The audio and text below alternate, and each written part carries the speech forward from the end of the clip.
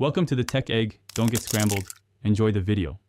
You begin by verifying the Nokia Keypad phone is powered and charged. This prevents interruptions. First, press Menu Center key to open apps because flight mode is controlled in Settings.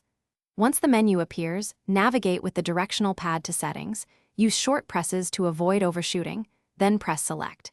You do this to access network controls.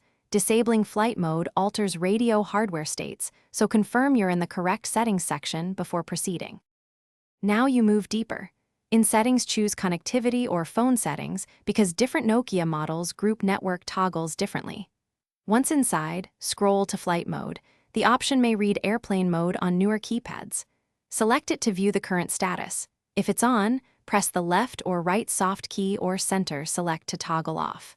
Doing so re-enables radios step by step. Make sure to wait a few seconds for the phone to reconnect to networks so you can verify success.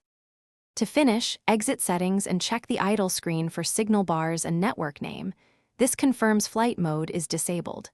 If signals don't return, reboot the phone, power off, wait 10 seconds, power on, because radios often need a hardware reset. If the issue persists, make sure SIM is active and seated correctly, and verify network settings are not locked. One key troubleshooting tip: toggling silent or network modes after reboot can prompt reconnect. Thanks for watching. Consider subscribing if I helped unscramble your problems.